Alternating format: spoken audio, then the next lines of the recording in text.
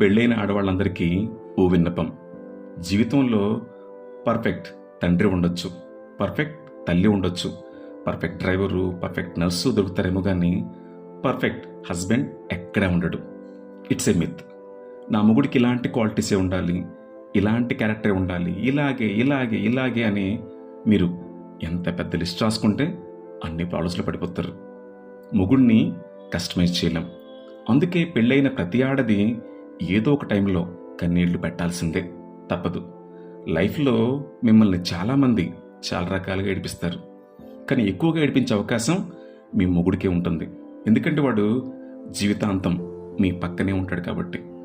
మీకు చెప్పకుండా కొన్ని చేస్తాడు, తెలియకుండా కొన్ని చేస్తాడు, సీక్రెట్గా ఇంకొన్ని చేస్తాడు. అందుకే మీకు కోపం వస్తుంది, తప్పులేదు. కానీ ఇవే తప్పులు మీ నాన్న కూడా చేస్తాడు. ఎన్నిసార్లు మీ అమ్మ ఏడుస్తుందో గుర్తించుకోండి. మీరు మీ నాన్నగారిని క్షమించలేదా? వాళ్ళని క్షమించినట్లే మీ మొగుడిని కూడా క్షమించి వదిలేయండి. మీ కంట్లో కన్నీరు చూడకపోతే పక్కింటి ఆవిడికి అస్సలు నచ్చదు. ఆవిడ చెప్పే మాటలని అనవసరంగా మొగుడితో గొడవ పడొద్దు. పోనీ ఆవిడ మొగుడేమైనా శ్రీరామచంద్రుడా? కాదే, అందరి పెళ్ళాల కంటే ఎక్కువ వచ్చింది రామచంద్రుడి భార్యనే. మొగుడు ఎంత గొప్పవాడైతే భార్యకి అన్ని కన్నీళ్ళు వస్తాయి. ప్రతి దేవుడు వాళ్ళ భార్యల్ని ఏదో ఒక టైంలో ఏడిపించిన వాళ్లే. మొగుడు వల్ల కొంత ఏడుస్తారు, వేరే ఆడదాని వల్ల ఇంకొంత ఏడుస్తారు. మీకు ఏడవటం వచ్చని తెలిస్తే అందరు మిమ్మల్ని ఏడిపిస్తారు. అవసరమా?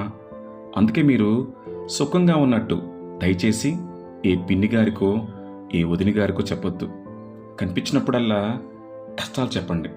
అమ్మయ్య, దీని జీవితం కూడా నాలాగే సంకనాకిపోయింది స్వామి, ఇది చాలు అనుకొని చాలా హ్యాపీగా వెళ్ళిపోతుంది. ఇక తప్పులు చేసే మొగుడిని మీ నాన్న అనుకోనో, మీ అన్నయ్య అనుకోనో, తమ్ముడు అనుకోనో వదిలేయండి. జీవితంలో ఆ మాత్రం ఏడుపులు మీకు మొగుడు లేకపోయినా ఉంటాయి. మమ్మల్ని కాదని మీరు నిజంగా సాక్షాత్తు ఆ భగవంతుడినే పెళ్లి చేసుకుంటే ఇంకా ప్రాబ్లమ్స్లో పడతారు. ఎందుకంటే స్వామి ఇంటికి రాడు, ముల్లోకాలు తిరుగుతుంటారు. ఎవరికి ఏ కష్టం వచ్చినా పారిపోతారు. మీకు బీపీ వస్తుంది. నాకెందుకురా ఈ కర్మ, మరి నన్నెందుకు పెళ్లి చేసుకున్నావు?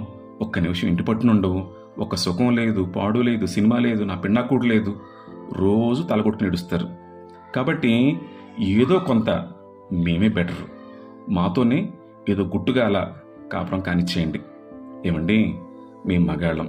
మా అమ్మలు అనుకునేంత మంచోడం కాదు, పెళ్ళాలు అనుకునేంత దుర్మార్గులం కాదు.